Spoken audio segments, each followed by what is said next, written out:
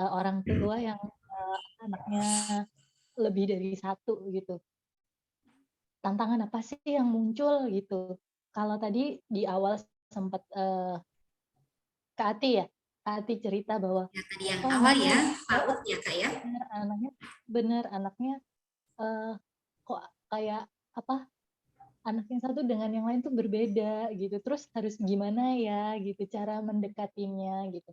Nah, di kolom chat nih ada yang anaknya 3 gitu. Aku pengen denger deh ceritanya atau lewat chat juga boleh. Ini ada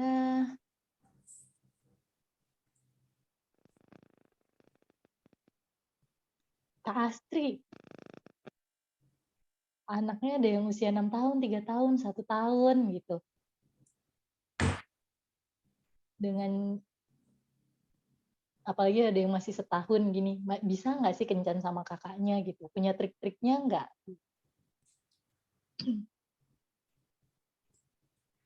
Wah, menarik nih Kak. Aku baca dari Kak Masrifah dari Surabaya ya.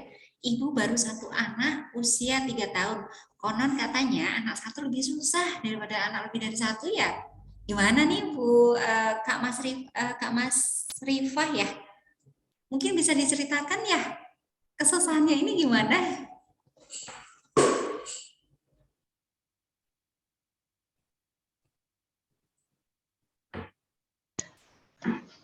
Selamat malam. Malam.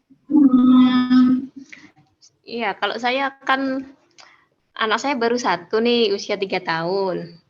Saya ikut acara parenting, diskusi-diskusi itu kebanyakan nemunya malah anak satu itu lebih susah daripada anak lebih dari satu. Nah, saya sendiri anak ke-8 dari 12 bersaudara. 8 ya Kak, 12 saudara ya. Nah, iya tiap 2 tahun punya adik, 2 tahun punya adik. Apa mungkin karena lebih gampang orang tuanya outsourcing anak-anaknya untuk bermain sendiri ya? Karena lebih dari satu gitu. Kalau satu ini nempel terus soalnya, maunya sama mama, maunya sama mama. Ditaruh di banyak nggak mau, cuma main ditemenin juga mainnya, jadi susah dapat waktu buat sama pasangan gitu. Kebayang ya, maksudnya kalau ketika anak baru satu itu perubahan baru berubah ya perannya gitu dari yang awalnya seorang istri, seorang anak, seorang menantu bertambah gitu. Bukan berubah tapi bertambah jadi seorang ibu gitu. Terus Iya, iya betul. saya tuh jadi ingat materi pembahasannya ini loh Kak tentang emosi, manajemen emosi. Itu sekitar sebulan yang lalu ya pembahasannya. Bahwa ketika menjadi orang tua tuh emosinya tuh campur aduk, apalagi orang tua baru. Apa mungkin itu ya yang dirasakan? Kayak misalnya, aduh ini beneran nih, saya sendiri gitu, membayangkan nanti kalau jadi orang tua pasti agak kaget dan shock. Ada takutnya juga sih gitu. Ini beneran nih anak manusia. Ini harus diapakan nih gitu. Mungkin banyak kekhawatiran gitu. Itu mungkin juga pengaruh ya akhirnya jadi kayak lebih menantang gitu. Ibaratnya belum berpengalaman gitu. Kalau kakak saya kebetulan ada yang putranya 3 itu katanya juga gitu. Waktu pertama itu kok kebetulan anakku karakternya yang gampang gitu. Ketika ada anak kedua, ya aku pengen santai gitu ya. Oh udah pengalaman. Ternyata anaknya beda karakternya itu. Bisa jadi ya ketika anak pertama terasa lebih berat karena serba baru. Perannya baru, tanggung jawab baru gitu. Terus nanti muncul anak yang kedua, oh iya sudah ada pengalaman. Tapi ada beberapa hal baru yang muncul gitu. Iya, aku juga ngalamin nih Kak Rida ya tentang awalnya punya anak satu tuh minggu, padahal waktu itu kan ada pengasuh ya. Kan dalam artian tidak cuma saya, waktu yang anak pertama itu ada yang ngasuh juga. Jadi waktu saya kerja saya limbahkan ke pengasuh gitu kan. Tapi pengasuhan anak satu tuh karena orang tua baru ya, jadi banyak worry-nya, banyak khawatirnya. Dan juga ada rasa, oh yang betul ini kok, yang sesuai literasi yang saya baca kayak gini kok. Tapi di lingkungan tuh diterapkannya kayak gini. Jadi akhirnya kebingungan tuh harusnya kayak gimana gitu. Pun sama anak pertama memang karakternya biasanya, kalau saya sih lihat anak saya ya lebih nurut, lebih deket ke ibu daripada anak kedua. Tapi mungkin teman-teman anaknya pertama sama kedua beda karakternya bisa juga ya gitu. Tapi ketika anak saya yang kedua lahir, kayaknya udah lebih lebih apa ya, lebih berpengalaman dibandingkan dengan anak yang pertama gitu. Jadi memang ada sesuatu yang baru ya, karena setiap anak kan punya pembawaan masing-masing ya, dan juga dia kita juga ada pengalaman sebelumnya nih punya anak satu ya, jadi anak kedua nih jadi lebih lebih gampang gitu sih. Kalau memang tadi kalau kata Kak Mas Rifah ya tadi ya, anak nomor satu tuh nempel, ya betul dulu nempel kan dulu temennya itu cuma ibunya. Nah, ketika punya temen nih, dia udah mulai asik nih. Kayak sekarang ya anak saya yang kedua tuh, dia kan punya teman kakaknya. Jadi mainnya sama kakaknya, sama ibunya juga ketika kebutuhan dasarnya ya, kayak dia mau makan, mau minum, dan sebagainya gitu. Tapi ketika sama kakaknya juga mau main gitu. Coba saya baca kolom chat ya Kak ya. Tuh, saya penasaran dengan ini nih, yang anaknya lebih dari satu gitu. Apakah merasakan hal yang sama? Tantangannya apa? Apakah energinya juga habis kayak buat me time kayak gitu-gitu ya Kak ya? Kayak ya gimana ya ngeluangin waktu buat me time, ngurus anak yang satu, ngurus anak yang kedua gitu. Belum lagi ngurus pasangan gitu. Ya, kalau kata Kak Astri nih Kak di kolom chat, sama susahnya biasanya. Kalau baru anak satu masih amatir nyoba-nyoba dan nggak paham apapun jadi ortu. Kalau anak banyak memang udah bisa ngasuh anak, tapi tetap manajemen emosi buat garap banyak anak yang tantrum dalam satu waktu itu wow sekali. Saya pernah loh Kak, ada pengalaman nih tentang anak tantrum. Di mana nangis ya dua-duanya ya. Kalau tantrum sih enggak sih, tapi nangis dua-duanya gitu, dan itu bingung sebenarnya ketika dua anak tuh nangis bebarengan, mau yang mana dulu nih. Kalau dari Kak Kiki, kalau saya manajemen buat keluarga, setiap weekend ada waktu bersama dengan suami dan anak, dan anak dengan jalan-jalan dan olahraga. Kalau setiap hari saya bagi waktu bersama dengan anak pertama saya yang usia 4 tahun 10 bulan, setelah saya menidurkan adiknya yang bayi. Jadi waktu berkualitas bersama anak, maaf.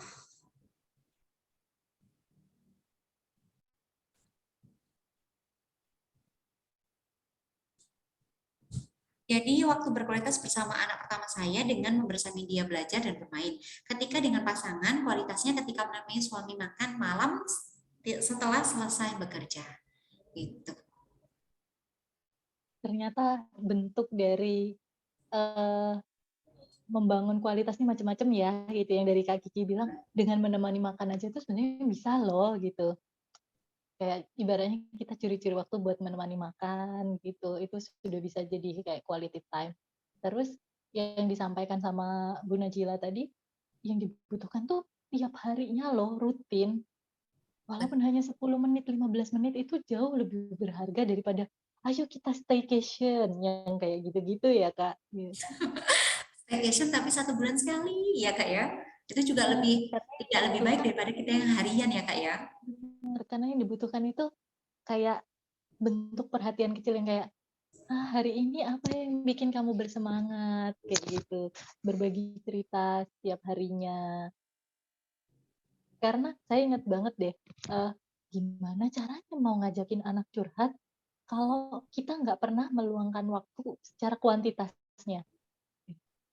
Apakah oh iya kita harus berkualitas nih, kita harus curhat kayak gitu, ayo nak cerita dong, ayo gitu, nggak bisa gitu, Iya gimana betul mau Kak. cerita, nggak mau percaya gitu kan gitu. Iya Sebetulnya betul Kak. waktu saya jadi guru privat pun ke murid itu juga butuh loh waktu yang kuantitas dan berkualitas gitu.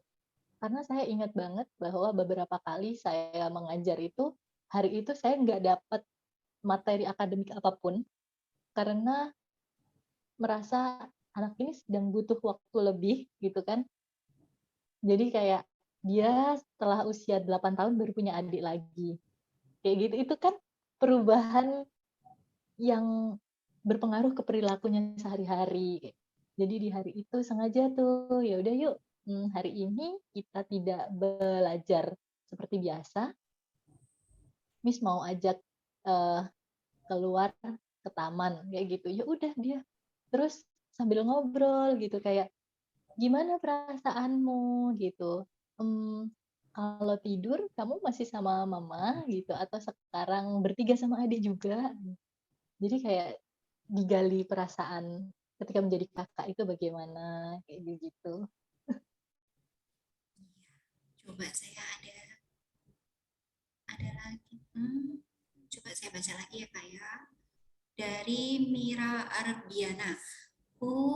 Saya masih anak satu tapi banyak rasa takut buat nambah anak lagi karena pengendalian emosi belum baik, mengatur waktu dengan anak masih terasa kurang baik. Betul ya, memang emosi itu ya memang harus kita atur ya, harus kita manage ya. Betul, emosi harus kita atur, waktu harus kita atur, betul banget. Dan memang kalau pengalaman punya anak itu memang pengalaman emosional ya, menguras emosi. Karena kita sendiri juga mengendalikan emosi. Kita pun anak nih lagi belajar mengenali emosi anak-anak itu sendiri. Kata Kak Musa Surabaya sama Kak Mira. Ya Allah, ternyata saya nggak sendiri.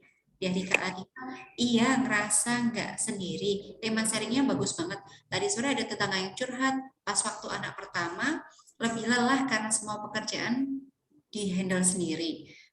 Semuanya. Setelah punya anak 3, ada hodimat, ada saudara, punya support system yang baik. Semuanya jadi terasa lebih nikmat, lebih luang. Waktunya memang sih jadi lebih banyak buat anak bungsu. Menjadi ibu memang tidak bisa dipaksakan jadi wonder woman, betul banget. Bahkan waktu ini ya, tadi kata Bu Ella ya, sebelum kita quality time ini, kita juga, kan pertama kita sensitif ya kepada kebutuhan anak. Kita juga harus sensitif nih kepada kebutuhan kita sendiri ya. Kita juga perlu loh untuk me time kita sendiri. Kalau tadi Bu Ella tuh mengatakan olahraga, dan Bu Ella tuh punya jadwal loh ketika harus pindah nih dari satu waktu ke waktu lain ya, aktiviti ini sama aktiviti yang lain kayak gitu. Jadi kita juga sensitif kebutuhan pasangan, kebutuhan kita sendiri, dan kita juga atur nih, pinter-pinter kita nih buat ngatur. Jangan sampai nih, biasanya kalau kita konflik ya Kak, kalau saya sih, kalau saya konflik sama anak nih, biasanya nih, anak nih minta apa, terus tiba-tiba saya nyolot tuh, kadang saya mikir, ketika saya mau nyolot, saya ini kurang apa ya, kayaknya belum makan deh. Jadi gampang kesulit nih ketika anak minta apa, tapi nada anaknya sambil nangis itu, jadi gampang ingin marah gitu, karena kebutuhan saya itu kurang terpenuhi gitu loh, kebutuhan saya sendiri gitu. Nah, ini nih tentang kebutuhan ya gitu, bahwa manajemen waktu ini terutama jangan lupakan kebutuhannya kita gitu kan ya, sebelum kita memenuhi kebutuhannya orang lain. Nah, antara kebutuhan sama me time nih Kak, kadang tuh kayak overlap terus kontradiktif yang kayak gitu. Jadi saya pernah nih ngerasa sama pasangan nih gitu, kita butuh nih quality time yang kayak gitu ya gitu, ayo berdua gitu. Akhirnya kita nonton series gitu. Nonton series karena merasa ya me time tuh kan yang kita senengin, apa yang bikin kita happy gitu. Tapi kelupaan Kak, bahwa kita tuh masih ada selain yang bikin happy, ada yang kita butuhkan gitu. Keasikan nonton series, tidurnya kurang. Betul. Begadang ya kayak itu. Bener gitu. Nah, akhirnya besoknya tuh kayak jadi, ya emang sih semalam tuh seneng ya nonton gitu, tapi besoknya tuh kayak, apa ya, badan jadi lebih capek, yang kayak gitu. Apalagi kalau saya pribadi ternyata kurang tidur itu bikin emosinya lebih labil. Ya betul banget. Nah, kayak gitu. terus kebayang, ini nanti kalau misalnya aku jadi ibu, bisa nggak ya gitu, ketika me time, aku tetap memprioritaskannya adalah kebutuhan. Kalau emang butuhnya istirahat, ya istirahat gitu. Jangan malah scroll handphonenya kelamaan, aduh. Iya betul banget. Memang kita ini ya memang sering banget tuh overlapping ya, karena kadang pun kita mendeskripsikan me time kita itu waktu luang adalah me time. Padahal me time itu waktu untuk diri sendiri ya, tentang apa nih yang kita butuhkan, yang buat kita tuh ketika kita me time kita tuh jadi lebih refresh gitu loh. Kalau ketika kita me time justru kita nggak lebih refresh, berarti ada kesalahan nih di me time kita, di aktivitas yang kita pilih ketika me time itu sendiri. Kalau tadi dari cerita Kak Rida ya, berarti nih bukan salah tentang nonton dramanya nih, tapi series yang kebanyakan. Iya, Iya, benar. faktanya yang kebanyakan ya Kak ya. Heeh. Iya, betul-betul. Nyambung tentang tadi yang sama Kak Latifah sampaikan bahwa ibu itu nggak bisa jadi Wonder Woman gitu, nggak hanya ibu gitu, sesuai sama prinsipnya dari keluarga kita ya, bahwa nggak ada orang tua yang sempurna gitu, nggak apa-apa gitu, kita sempat melakukan kesalahan kayak gitu, nggak apa-apa gitu. Kemarin manajemen waktunya berantakan, nggak apa-apa, mungkin hadir di sini adalah salah satu cara loh gitu.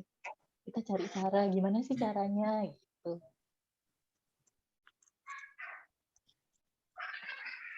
Kalau kata Kak Astri, pas me time tetap diganggu sama anak. Kalau jam aktif anak 5 sampai 10 jam, sampai 10 malam. Jadi mau nggak mau me time-nya jam 10 sampai jam 2 malam. Jam tidur keganggu karena begadang, efeknya emosian. Juga baginya karena ngantuk. Mana nggak bisa tidur juga kalau jam aktifnya anak. Ya Rob, benar-benar butuh manajemen waktu dan emosi gitu. Terus sih memang kita me time ini memang harus memilih ya Kak ya. Eh, jadi Kita butuh apa kita pengen. betul, yang kita butuh atau yang kita pengen, betul banget. Ada juga yang me time lebih lebih lebih dapat ya kayak kita journaling nih tentang apa yang kita skill apa nih yang kita perlukan dan lain sebagainya, itu juga bagian dari me time. Dan tiap orang itu kan refreshnya orang itu beda-beda ya Kak ya. Ada yang orang refreshnya nonton ini aja tuh udah cukup loh. Dengan journaling ada udah cukup.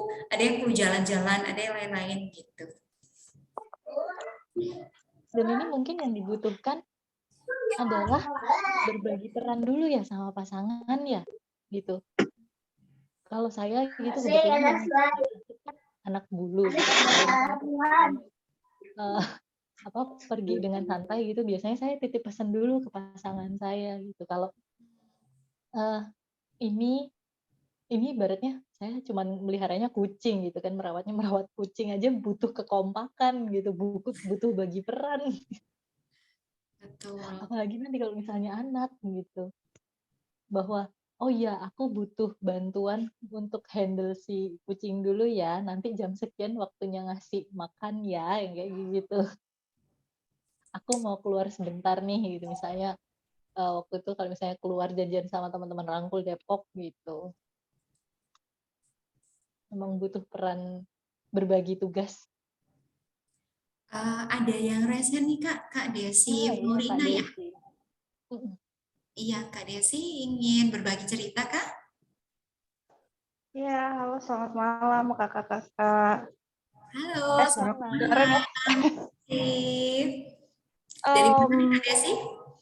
Salam kenal nih, aku dari Kalimantan Tengah, ibu 2 anak usia 5 tahun dan 10 tahun. Nah, kedengeran kan suaranya udah ada backsound-nya. Seru banget ya ngobrolin me time ini tuh bener-bener sebenarnya PR buat ibu-ibu banget nih, bapak-bapak juga sih sebenarnya. Yang pengalaman kakak-kakak tadi itu juga pernah sebelumnya aku alami. Kita pengen me time, pengen nonton drakor kadang-kadang ya kalau aku gitu, tapi waktunya cuma bisa malam aja, cuman pas malam kemalaman besok pagi malah bangun pagi paling pagi gitu kan, kalau ibu-ibu mah gitu ya, tidur paling malam bangunnya paling pagi gitu, dan kalau kita kurang tidur jadi singa tuh biasanya jadi mama Simba gitu. Nah setelah makin kesini jadi makin sadar nih, aku jadi banyak belajar juga tentang mengenal waktu, terutama karena lumayan sering keliling ikut rangkul gitu, ikut sesi-sesi rangkul. Kita harus membedakan, kalau aku sih ya, kita tuh harus membedakan me time ini tuh buat apa sih, mau melakukan kesenangan atau memenuhi kebutuhan diri gitu. kalau semisal memang memenuhi kebutuhan dirinya, berarti kan kita harus makan, tidur tuh harus cukup. Dan ternyata memenuhi kebutuhan diri sendiri, kalau menurut aku ya, dan juga menurut beberapa pendapat dari ahli-ahli psikolog itu bahwa kebutuhan diri itu nggak cuma soal makan, minum, terus memenuhi kebahagiaan secara psikologis, misalnya dengan menyenangkan diri, nonton drakor, hiburan gitu ya, jalan-jalan atau shopping atau ke salon gitu. Ternyata aku sebelumnya udah memenuhi me time dengan nonton drakor, tapi kok masih sering marah-marah ya. Oh ternyata kebutuhan self esteemku nggak terpenuhi gitu. Jadi aku perlu ada personal achievement gitu. Jadi aku perlu ada kegiatan ataupun suatu hal yang bisa membuat aku bisa bangga sama diri aku sendiri gitu, dan juga bisa bersosial dengan baik gitu.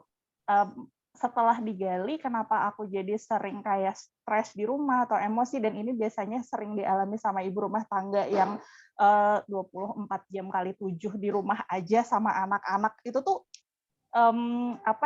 kadang-kadang kita gagal untuk tahu atau sadar gitu bahwa ternyata kita perlu bersosial dengan orang-orang baru, perlu belajar hal baru, dan ketemu banyak orang-orang yang juga bisa jadi support system, salah satunya rangkul ya kalau sekarang gitu.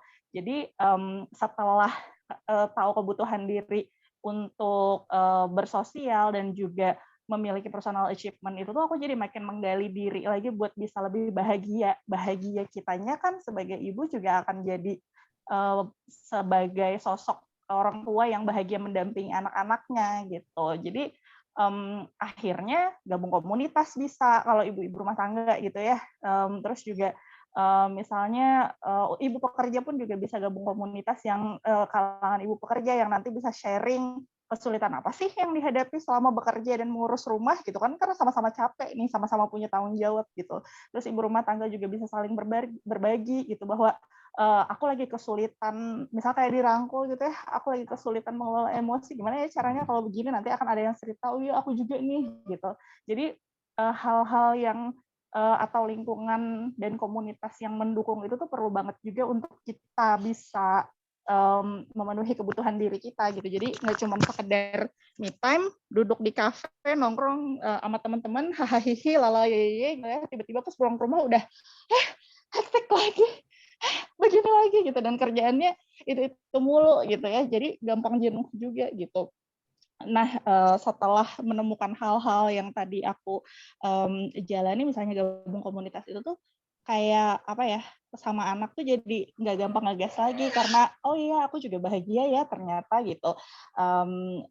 Dan ada personal achievement, misalnya aku punya karir yang sekarang ibu-ibu rumah tangga pun bisa kerjakan, misalnya freelance kah atau jualan online kah gitu. Kita kan jadi punya personal achievement, bisa bangga sama diri sendiri ya, punya penghargaan diri bahwa ibu rumah tangga juga bisa menghasilkan nih, tapi bisa anak juga tetap urus gitu. Jadi ada kebanggaan itu tuh juga bisa bikin kebutuhan diri terpenuhi gitu. Jadi buat yang teman-teman yang mungkin saat ini ya, yang dulu juga seperti aku kesusahan untuk memenuhi me time-nya itu tuh mungkin bisa cari cara dengan gak cuma sekadar menghabiskan waktu ataupun menghibur diri dengan nonton drakor, jalan-jalan gitu, tapi bisa cari lingkungan-lingkungan yang juga support kita tanpa menghakimi, tapi saling merangkul gitu, kayak rangkul ya.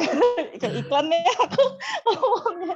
Tapi benar banget sih, setelah ikut rangkul tuh jadi kayak merasa dirangkul, bener-bener dirangkul dan dipeluk gitu, karena di sini itu tuh tidak ada penghakiman saat kita bercerita, saat kita saling refleksi sama kisah-kisah kegagalan maupun keberhasilan gitu. Itu sih kalau aku. Jadi manfaatkanlah waktu me time itu tuh untuk memenuhi kebutuhan diri secara fisik maupun psikologis gitu.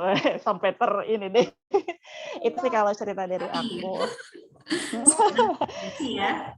Iya, semangat ya teman-teman, memenuhi kebutuhan diri dan me time-nya juga cari cara buat ngedate sama anggota keluarga lainnya. Aku juga masih cari cara soalnya. Terus ya kalau dari aku makasih. Makasih Kak Desi. Benar ya bahwa ternyata kebutuhannya beda-beda ya gitu. Nah, gimana kita bisa sensitif nih sama sebenarnya yang kita butuhkan apa gitu. balik lagi yang kita butuh itu apa nih gitu. Prioritasnya adalah kebutuhan, baru setelah itu keinginan gitu ya jadinya. Nah, yang menarik nih tadi Kak Desi sempat bilang bahwa iya sebisa mungkin jangan lupa kayak buat kencan yang kayak gitu. Cuman nih, selain kencan sama diri sendiri, anggaplah me time itu kencan sama diri sendiri gitu ya. Nah, kencan sama orang lainnya ini nih Kak, yang kayak emang kalau berdua harus ngapain sih gitu. Misalnya keluar sama anak harus apa sih gitu. Aku udah sering kok keluar berdua sama anak, tapi kok tetap gini-gini aja ya gitu. Bahkan kebetulan mamanya muridku itu ada yang bilang, Miss, anakku lo bosen jalan pagi sama aku.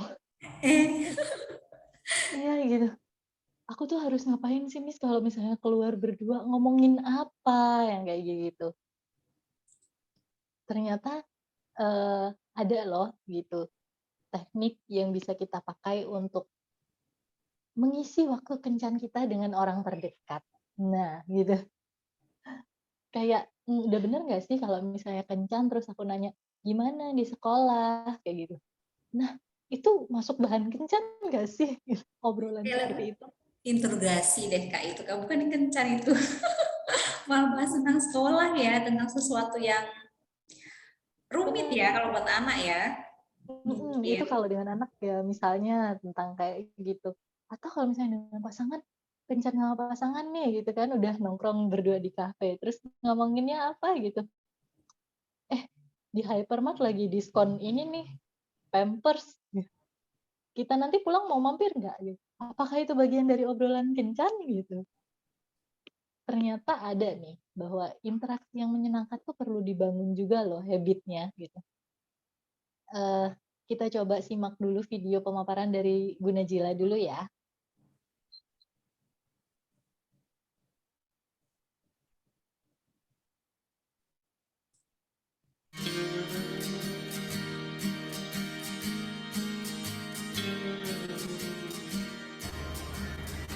Interaksinya ya, nanyain kalau yang ini warna apa nak, kayak gitu-gitu.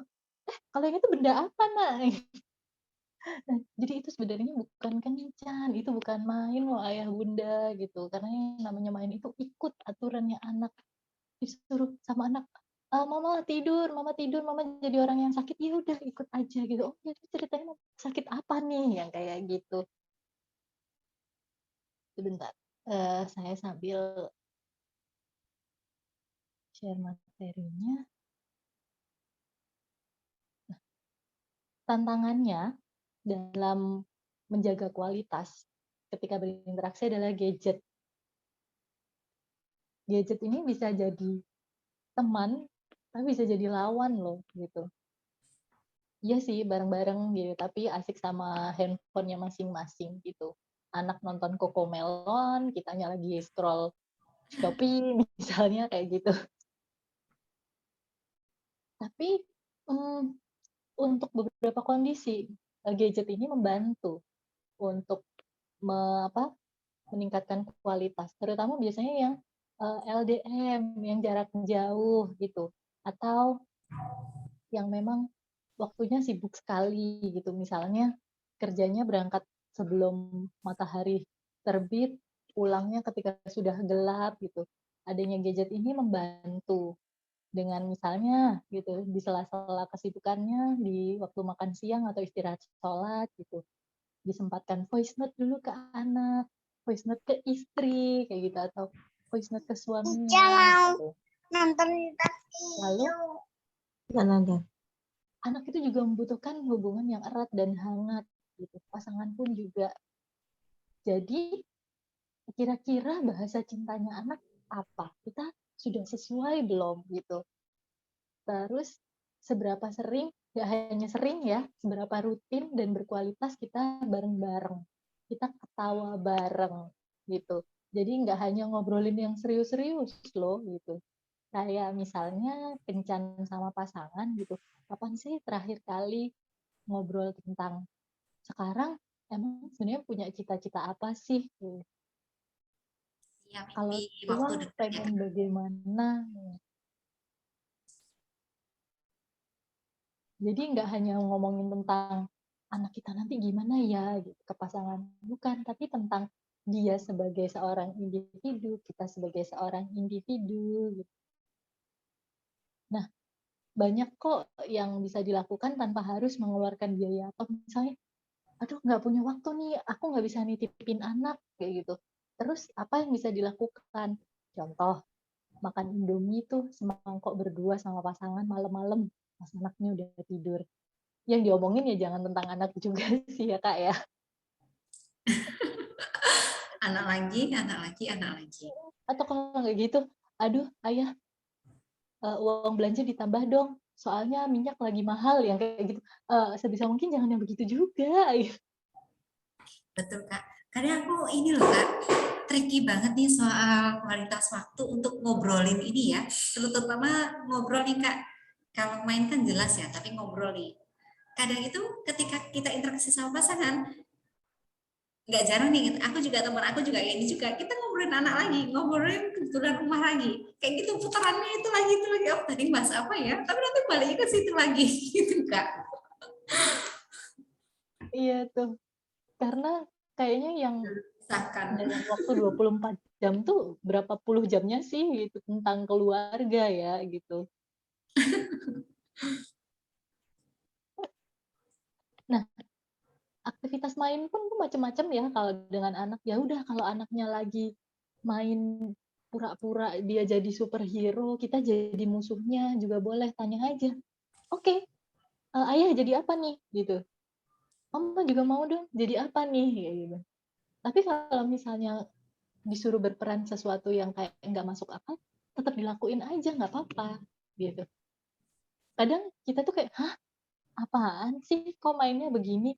Ah, apaan sih kok pura-pura lagi di kapal, lagi di apa kayak gitu-gitu kan? Karena kayak nggak, mama nggak nyampe imajinasinya gitu. Ya udah ikutin aja gitu. Disuruh sama anaknya ngapain gitu, ikut.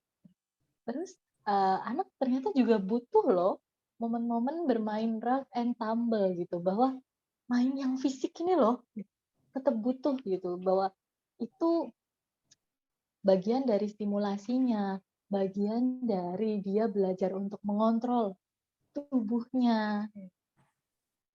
Betul, Kak. Kalau di fisioterapi ini bahasanya ini ya, eh, kontrol dari tubuh itu tuh biasanya terang gitu-gitu, otot-otot terang dan sebagainya yang perlu dikontrol banget nih buat anak gitu.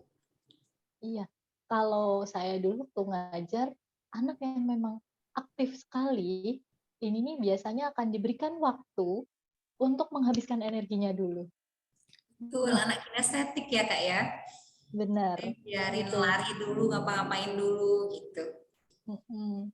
Nah, ternyata main juga bisa dengan cerita dan membaca. Dan katanya Bu Najila, ini nggak hanya cuma sekedar membaca, tapi yuk kita bahas yuk isi ceritanya apa gitu.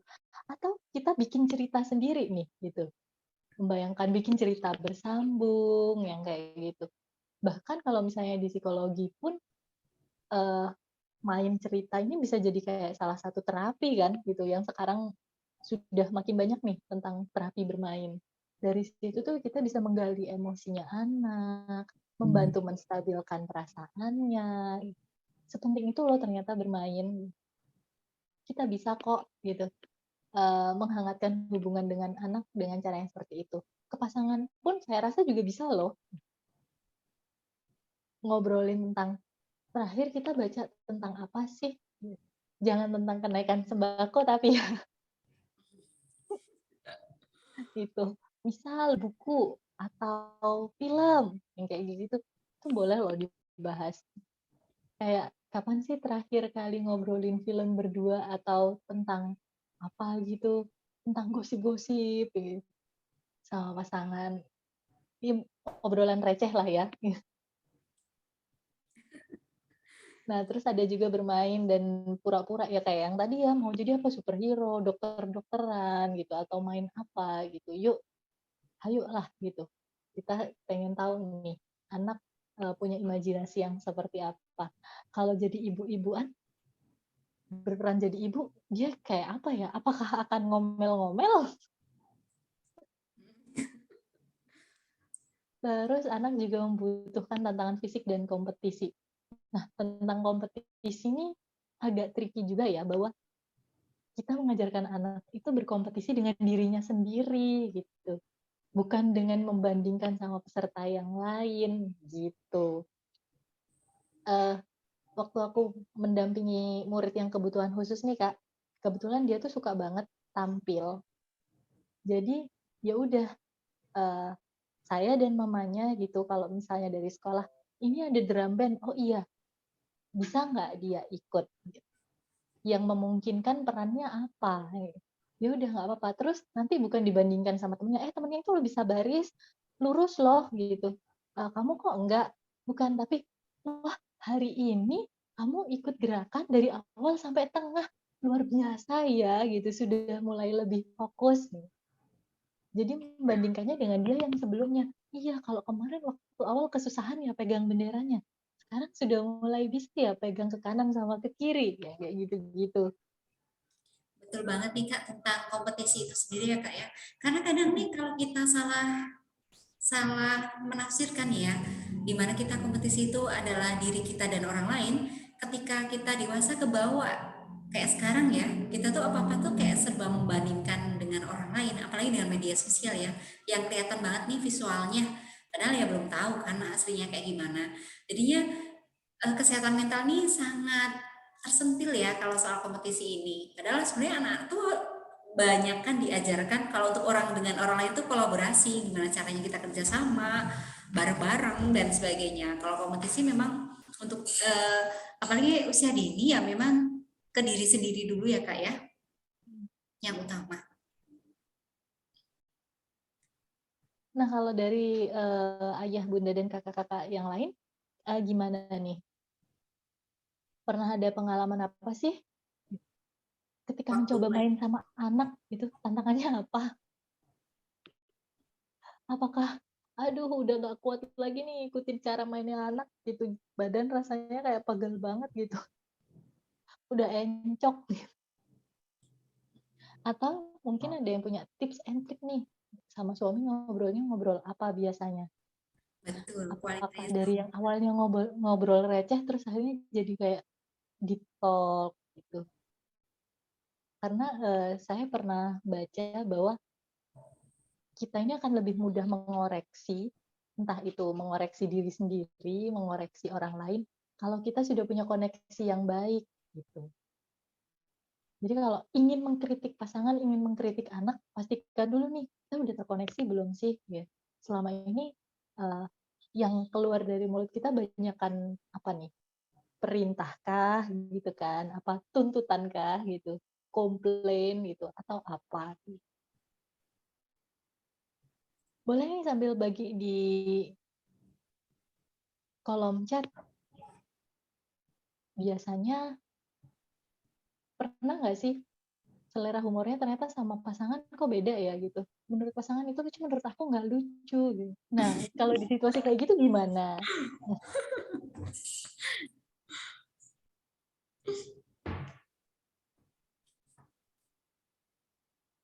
Kalau Kak Hani sendiri sudah pernah mencoba belum? Kan anaknya sudah 2 ya? Ya betul. Meluangkan waktu buat kencan sama suami, terus akhirnya gimana tuh? Pernah. Kalau yang jauh itu paling kita nonton bioskop ya. Tapi setelah nonton bioskop baru belum selesai sih. Ditelepon sama bapaknya, anaknya nangis gitu. Jadi rasanya jadinya nggak tuntas gitulah, lagi bareng-bareng tapi kepikiran yang lain gitu sih. Tapi kalau buat aku sama pasangan sih Kak, menurut aku loh kan tiap pasangan itu kan beda-beda ya. Lebih nyaman untuk ngobrol. Jadi kenal diri sendiri, kenal pasangan ya. Kan kalau kita belajar di Johari Window ya, ada bagian dari diri kita yang kadang kita tuh nggak tahu loh. Dan kita butuh orang lain untuk merefleksikan tentang sifat kita. Kayak misalnya kamu nih kadang nih suka kalau ini ya, kadang itu sifat aku yang aku tuh nggak sadar. Sifat aku nggak gitu. Iya loh, kadang kayak gitu. Karena kebetulan aku dulu pernah di pernah sekantor sama suami gitu loh. Jadi pernah kerja bareng.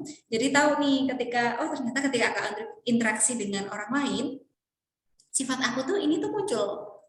Tapi aku nggak merasa nih kalau aku punya sifat ini. Dan memang kalau kita di Johari dulu kan kita harus membuka-buka ya sesuatu yang kita nggak kita kenal agar kita lebih kenal diri kita gitu. Jadi menurut aku kalau aku sama pasangan nih aku lebih senang kalau lagi quality time itu kita ngobrolnya kayak gitu. Atau justru aku senang juga tuh dengerin podcast ya kayak podcastnya Pak Indrawan itu Dokter Indrawan tentang bisnis dan sebagainya gitu. Terus kita komentari deh, ini. Kadang aku senang tuh kalau mulai beradu opini sama pasangan. Jadi pasangan pengetahuannya apa, akunya apa, jadi aku tambahan skillnya gitu. Kalau nonton sih seneng, tapi kayak gimana ya? Aku nggak ngerasa kayak pengayaan diri gitu loh kak. Itu sih yang aku rasain. Bisa saling berefleksi dengan pasangan ya gitu. Saya juga sempat nih kalau misalnya kayak gitu, sebenarnya ada salah satu kuncinya cara komunikasinya ya, biar ngobrolnya ini adalah ngobrol santai yang saling refleksi, bukan saling komplain gitu gak sih Kak? Iya betul Kak. Kadang aku ini Kak, Kayaknya kasih intro dulu. Beda kalimat tuh bisa beda penangkapan sama beda emosi yang dirasakan loh akhirnya. Iya betul. Ini ada yang ini nih, Regen. Jadi kalau saya juga tanya, iya. Silakan Kak. Ya, silakan ingin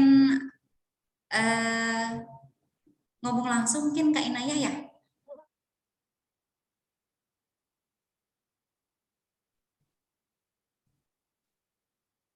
Atau saya bacakan di kolom chat. Nah, ini kalau yang Kak Inayah tadi bilang bahwa punya problem untuk mencairkan suasana dengan suami nih saat suami lagi diam. Nah, banyak nih yang kayak gini ya. Entah itu karena capek pulang kerja atau karena ada masalah di tempat kerjanya dan lain-lain. Gimana ya caranya gitu?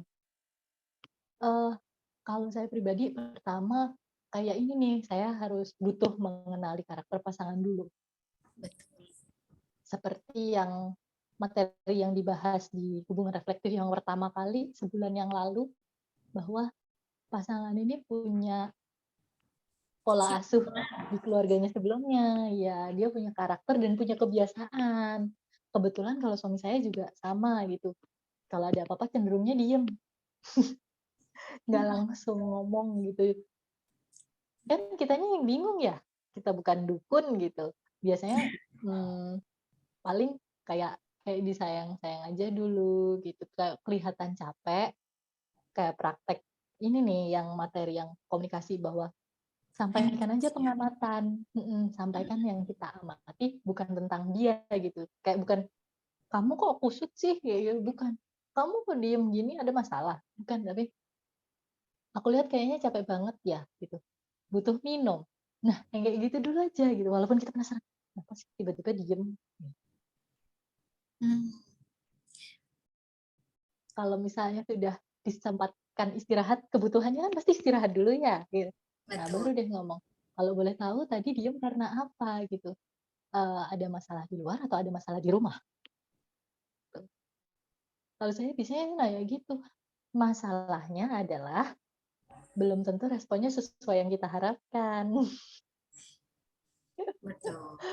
Aduh gitu. Kadang pasangan kayak, aduh nggak apa-apa.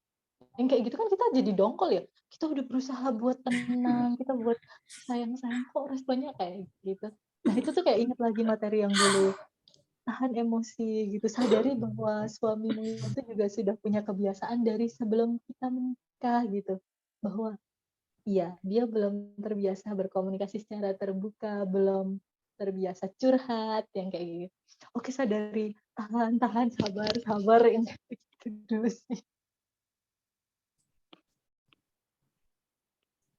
Betul Kak. Apalagi ini ya kalau di teori psikologi kan memang dari siapa ya saya lupa Mbak dari buku Mas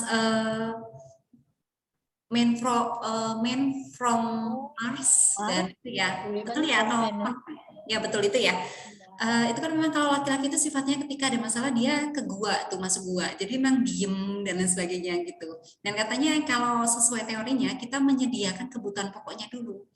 Kalau laki-laki ketika ada masalah diusik nih dia akan malah justru dia tuh nggak tenang.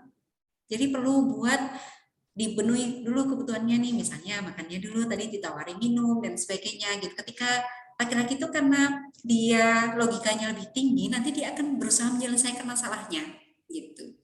Tapi kalau perempuan itu karena malah perasa ya, jadi apa aja tuh yang terlihat tuh pingin tahu, pingin kepo. Dan ketika responnya pasangannya tuh nggak pas sama tuh yang tadi Kak Rida katakan ya, kita aja jadi, kok kayak gitu sih? Gitu. Betul banget gitu. Kalau dari Kak Kiki nih, kalau saya ngobrol sama suami bahas tingkah lucu anak-anak sambil ketawa-tawa, nonton acara di TV yang lucu-lucu sambil makan cemilan, terkadang bahas hal-hal penting dan curahan suami. Iya ya tadi. Soal kerjaannya. Oh iya betul. Betul. Apalagi kalau misalnya pasangan kita memang bukan tipe yang Suka mudah bicara. bercerita. Iya, gitu. Itu memang menggalinya itu agak susah gitu, dan ya yang bisa kita lakukan pertama adalah manajemen emosi ya.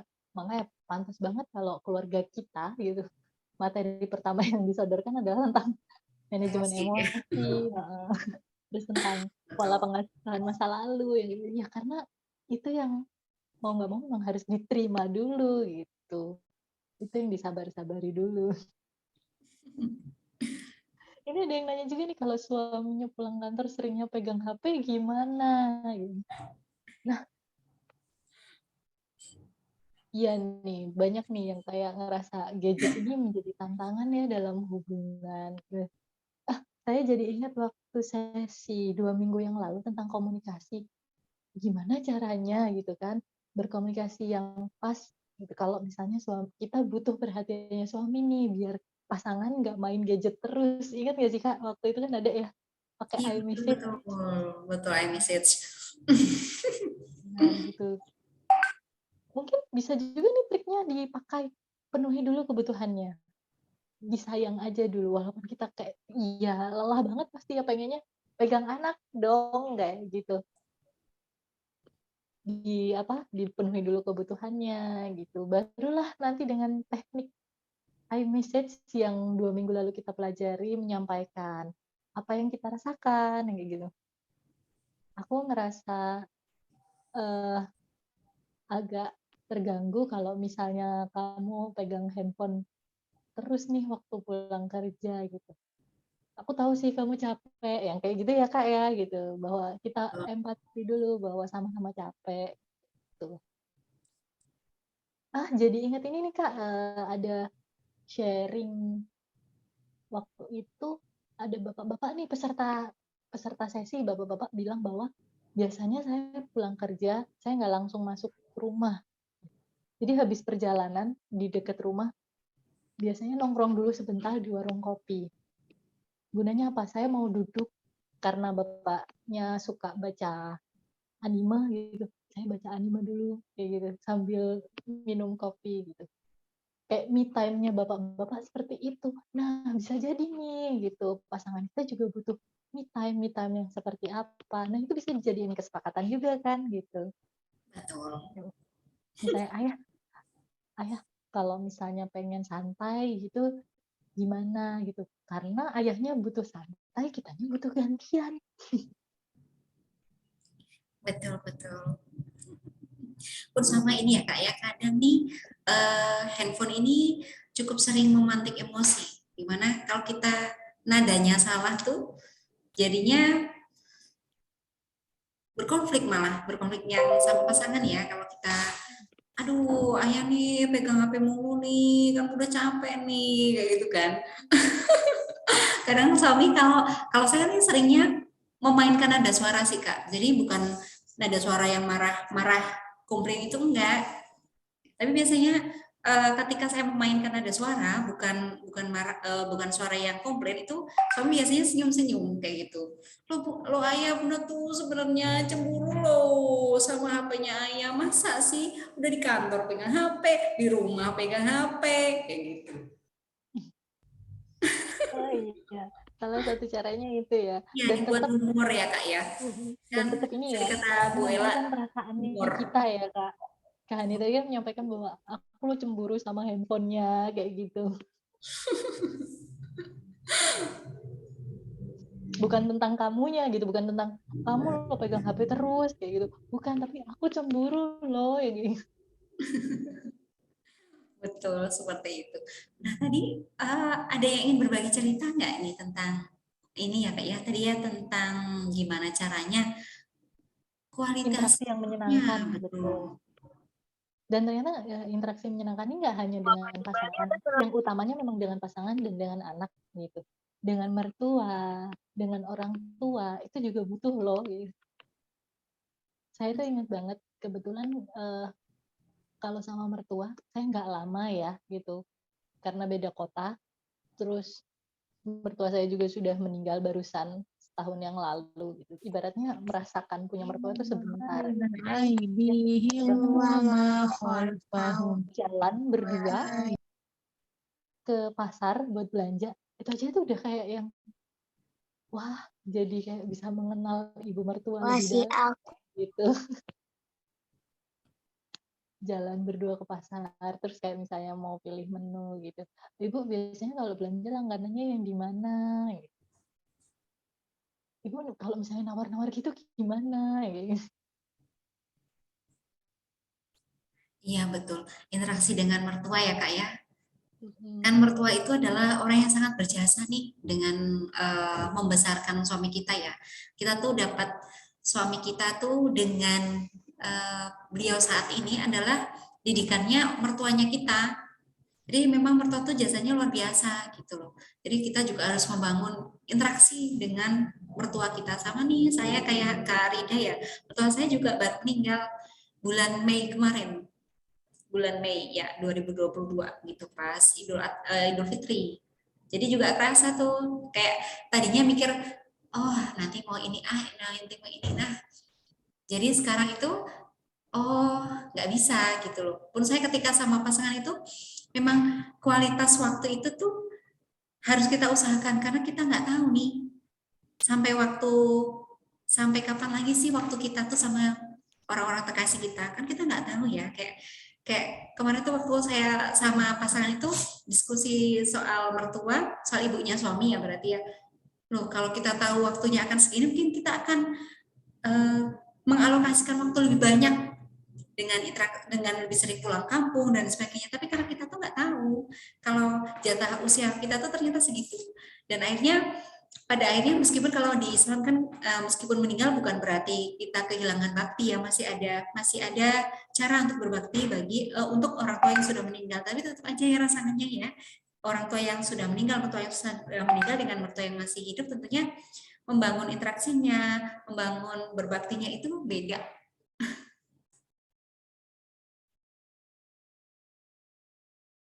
Oh, betul nih, kata mertua berjasa mendidik suami kita terima jadi. Terima jadi, bener. Betul banget. Ibaratnya Pola kita pengasuhan ya kak. dengan kita mendekati mertua tuh sebenarnya kalau saya pribadi kayak mencoba mengenal lagi tentang suami gitu. Oh, suami saya bersikap seperti ini gitu. Oh, karena pengaruhnya dari sikapnya ayah dan ibu yang seperti ini gitu. Oh, gitu. Kayak kebetulan kalau mertua saya itu gampang khawatir. Apa kak? Gampang khawatir. Oh, gampang khawatir. Oke. Dan kalau pas khawatir itu kelihatan gitu dari wajahnya yang kayak kepikiran. Terus gimana ya nak ya yang kayak gitu. Nah dari situ kayak saya paham. Oh, suami saya tidak terbiasa cerita karena itu tadi. Kalau cerita pasti ibunya khawatir. Yang kayak gitu. Akhirnya sudah berpuluh-puluh tahun ya terbiasa dengan oke, kalau aku cerita nanti membuat orang tuaku khawatir. Jadi aku simpen sendiri aja. Kebawalah ketika sudah berumah tangga. Gitu. Akhirnya jadi kayak lebih bisa memahami gitu. Iya betul.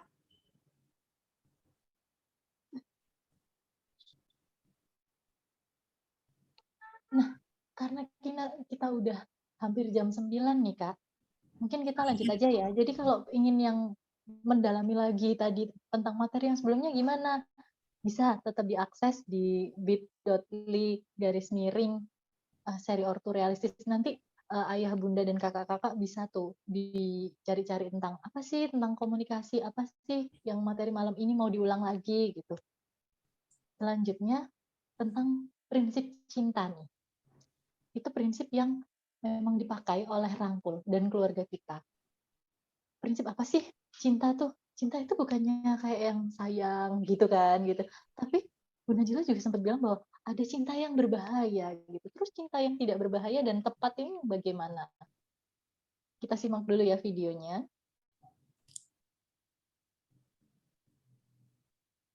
Mana ya?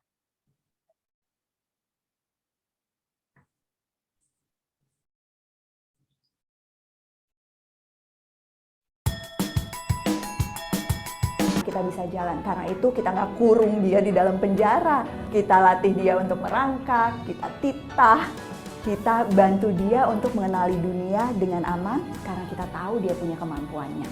Tetapi seringkali semakin besar anak kita, kepercayaannya bukannya tumbuh loh, tetapi kadangkala berkurang. Apakah dia bisa baca nantinya? Apakah dia bisa pergi berkemah dengan teman-temannya? Apakah dia akan bisa menghadapi perundungan di masa sekolah menengah?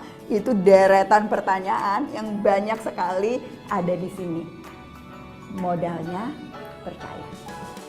Prinsip ketiga, nerima tanpa drama. Rada maksa ya, harusnya menerima tanpa drama, tapi kita pakai N, nerima tanpa drama. Nah ini semua yang jadi Rangkul, semua yang ikut sesi nobar dan bicara berbagi cerita, banyak yang kemudian mengatakan bahwa ini salah satu yang paling susah.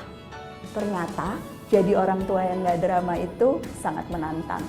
Kenapa? Karena yang namanya drama keluarga, krisis dalam keluarga, baik krisis kecil ataupun krisis besar, itu pasti terjadi. Mertua yang susah mengalah, anak yang tantrum dan ingin semua yang ada di toko dan dapat hadiah. Suami yang kadang-kadang emosinya naik turun dan mempengaruhi kita.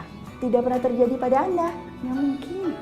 Kita semua mengalami krisis-krisis di dalam keluarga.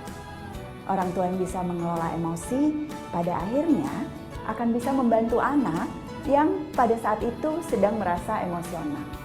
Kalau anaknya drama gimana Bella? Kalau anaknya pasti drama karena anak sedang belajar mengelola emosi. Tetapi kita harus jadi contoh yang tenang dan menghadapi semua masalah tanpa emosi yang berlebihan. Prinsip yang keempat, tidak takut salah. Kenapa ditaruh di nomor 4? Karena biasanya ya, kalau saya udah cerita 1, 2, 3, kemudian yang teman-teman rasakan pasti panik. Aduh, cari caranya enggak. Ingat impian tingginya enggak gitu ya, nerima tanpa dramanya enggak. Nah, karenanya prinsip keempatnya tidak takut salah. Yang namanya proses belajar jadi orang tua, itu proses belajar yang terus-menerus. Nggak ada game overnya teman-teman. Mau ditukar sama anak tetangga sebelah juga nggak bisa kan? Jadi, saya sering bilang sama anak saya, I'm sorry that you're stuck with me. Artinya apa? Maaf ya, bahwa kita harus menjalani ini bersama-sama, tetapi saya akan ada di sini selalu. Kita selalu punya kesempatan besok pagi untuk menjadi orang tua yang lebih baik. Prinsip terakhir, asyik main bersama. Asyik main bersama ini penting sekali. Terakhir bukan berarti paling tidak penting. Kenapa? Karena banyak keluarga yang punya modal komitmen, tanggung jawab yang besar, yang punya modal kedekatan emosi. Banyak cerita keluarga di sini yang bicara tentang kedekatan antar pasangan atau tanggung jawab yang sama-sama diemban. Tetapi jarang sekali keluarga yang bercerita tentang humor, tentang tertawa, tentang bermain, yang sebetulnya bagian dari segitiga yang penting dalam hubungan kita. Bermain jadi kesempatan belajar dan kesempatan mempraktekkan cinta yang luar biasa kuatnya. Jangan lupa ya, C, cari cara, I, ingat impian tinggi, N, nerima tanpa drama, T-nya tidak takut salah, dan A-nya asyik main bersama. Mari kita lakukan praktek cinta di keluarga kita masing-masing.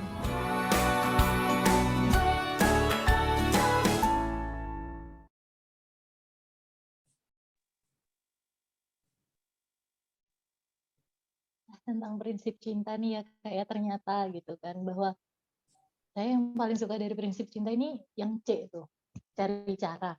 Karena dengan prinsip itu kayak kita optimis gitu bahwa eh, kayak nggak cuman mikir kenapa sih gagal kayak gitu. Oke, kita mau coba apa lagi nih? Kita mau gimana lagi nih yang kayak gitu tuh. Yang paling masih menantang buat saya adalah ingat impian tinggi. Jujur ya, kadang tuh kayak kepikiran, kayaknya nggak mungkin. Jadi kayak masih beberapa kali tuh meng-underestimate gitu ya.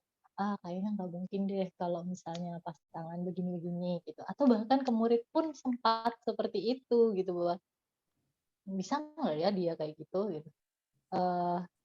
Masalahnya adalah akhirnya ketika dengan meragukan itu bisa nggak ya dia kayak gitu, ya udah deh, kita kasih tantangannya yang di bawahnya aja gitu, karena kita nggak percaya bahwa dia bisa gitu.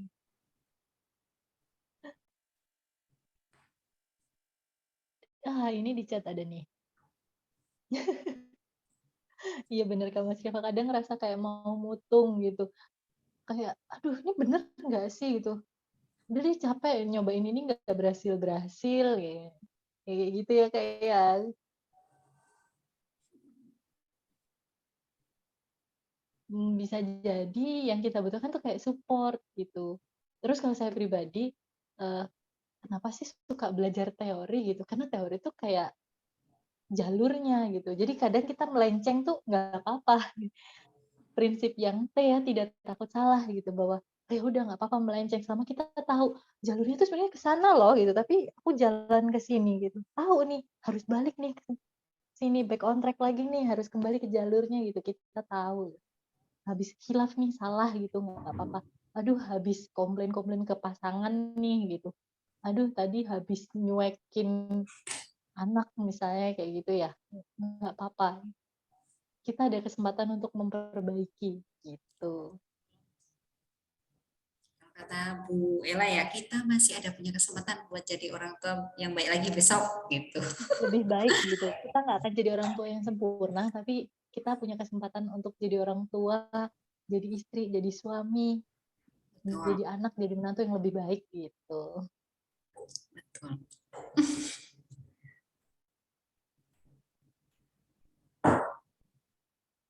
Selanjutnya nih, nah kita masuk ke sesi refleksi ya gitu. Setelah hampir 2 jam kita berbagi cerita, kira-kira gitu dari ayah, bunda, dan kakak-kakak di sini, dapat insight apa ya?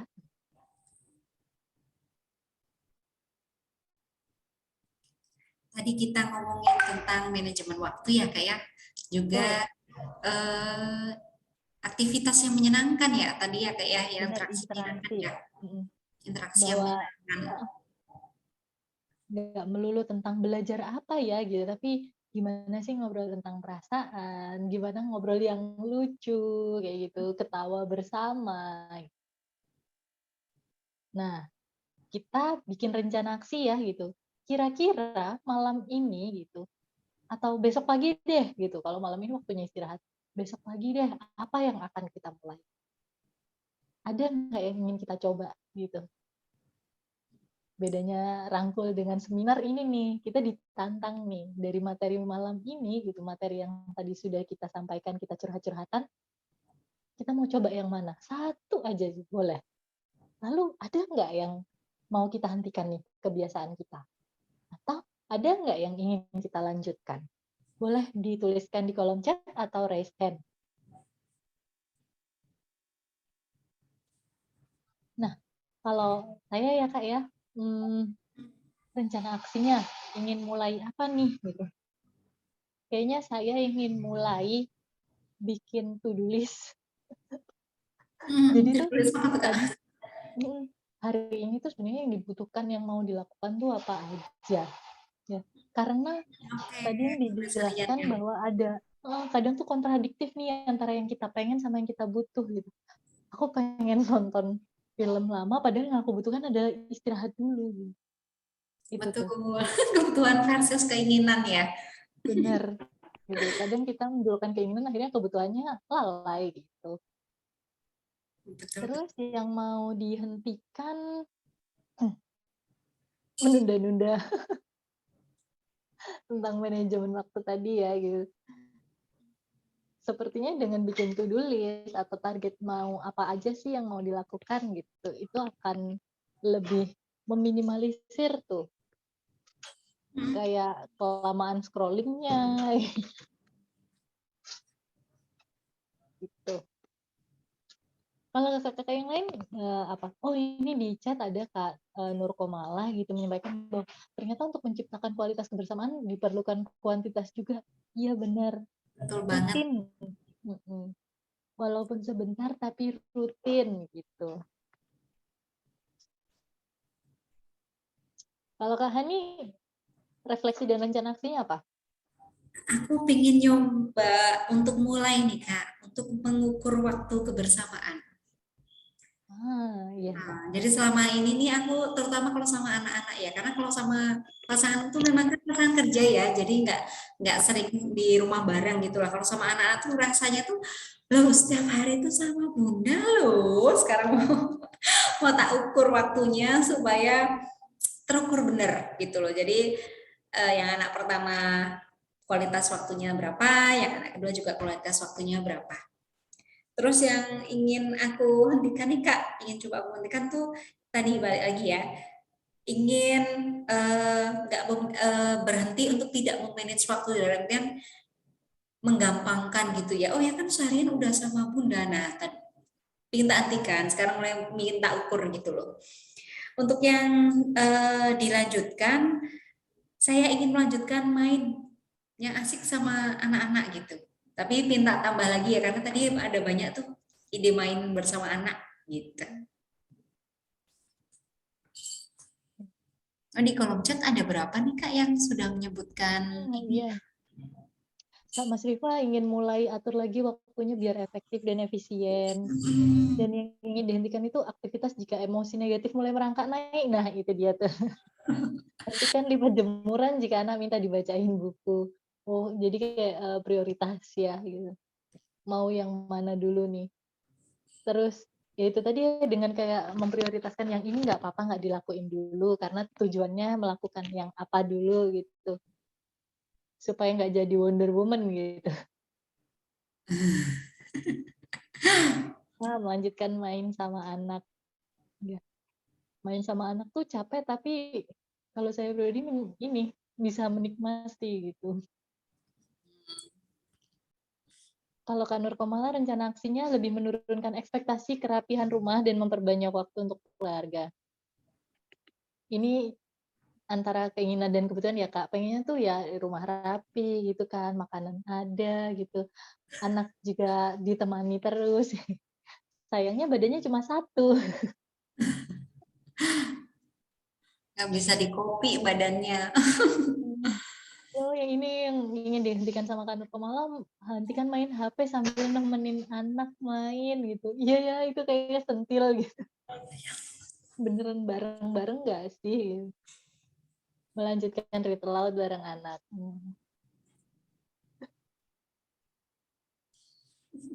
Ada juga dari Kak Kiki, kebiasaan yang ingin dilanjutkan dengan memberikan waktu yang adil untuk anak pertama, kedua, dan suami. Wah, ini nih. Membagi waktu ya. Apalagi tentang kencannya ya tadi. Menghabiskan yang waktu berdua aja sama siapa. Terus kapan lagi sama yang lain. Memberikan waktu bagi diri sendiri untuk memenuhi kebutuhan diri dengan istirahat yang cukup, makan bergizi, olahraga, mengikuti kegiatan parenting dan kajian. Memiliki waktu ngobrol bersama dengan pasangan, menemani makan malam, cerita lucu soal anak-anak gitu kan, dan rencana keluarga ke depan. Lalu ingin menghentikan kebiasaan buruk dengan tidak terlalu sering nonton TV dan handphone. Handphone tuh, aduh, memang soalnya gampang ya mengaksesnya gitu. Betul, tantangan banget handphone tuh. Wah, pas banget ini sudah jam 9. Biasanya waktunya kakak-kakak juga menemani istirahat ya. Jangan lupa kebutuhan dirinya ya. Istirahat gitu. Kayaknya nggak ada deh yang nggak butuh istirahat. Nah, Sesi berikutnya sekitar 2 minggu lagi kita mulai masuk kurikulum yang baru nih tentang disiplin positif. Di pertemuan pertama disiplin positif kita ini nih, temanya mengenali lagi nih, mengenali dan memahami anak. Seru banget. Kalau materi-materi yang sebelumnya bisa juga diakses sudah ada di kolom chat ya, tadi sudah saya ketikkan. http://bit.ly/ seri ortu realistis. Di situ kakak-kakak dan ayah bunda bisa membaca lagi materi tentang manajemen waktu keluarga gitu kan, atau tentang komunikasi, ada di sana.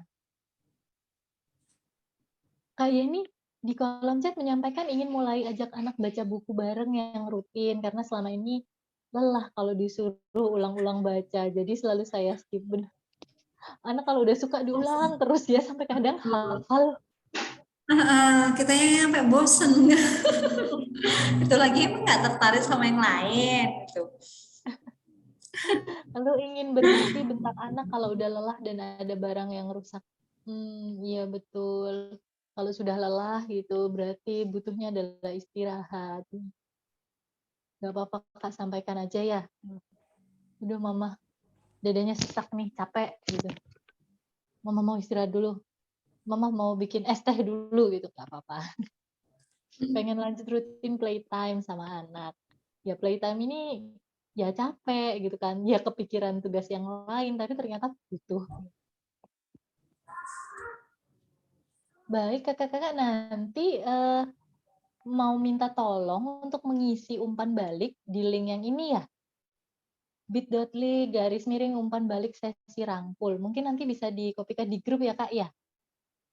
Umpan balik ini fungsinya selain seperti absensi juga untuk feedback pada kami, kepada keluarga kita gitu. Apakah materinya sudah cocok gitu? Atau ada materi lain yang memang diperlukan? Nggak terasa sudah 2 jam kita bersama-sama. Terima kasih banyak sudah hadir malam ini. Terima kasih buat cerita-ceritanya gitu. Saya yang belum jadi orang tua belajar banyak nih dari ayah bunda yang hadir di sini gitu. Gimana membagi waktu, gimana trik-triknya yang namanya quality time kayak gitu. Gimana trik-triknya me time yang tepat gitu. Terus tantangannya nanti kalau sudah punya anak tuh seperti apa yang perlu dipersiapkan gitu. Dari saya cukup sekian. Dari Kak Hani ada yang ingin ditambahkan? Masih mute, Kak? Cukup Kak. Oke. Ini anaknya sudah waktunya istirahat. Terima kasih banyak untuk kakak-kakak sekalian. Semoga yang disampaikan malam ini sedikit banyak gitu membawa manfaat. Sampai ketemu 2 minggu lagi di tema disiplin positif pertama ya. Saya akhiri sesi malam ini. Terima kasih. Wassalamualaikum warahmatullahi wabarakatuh. Selamat malam. Makasih ya, Kak. Selamat malam.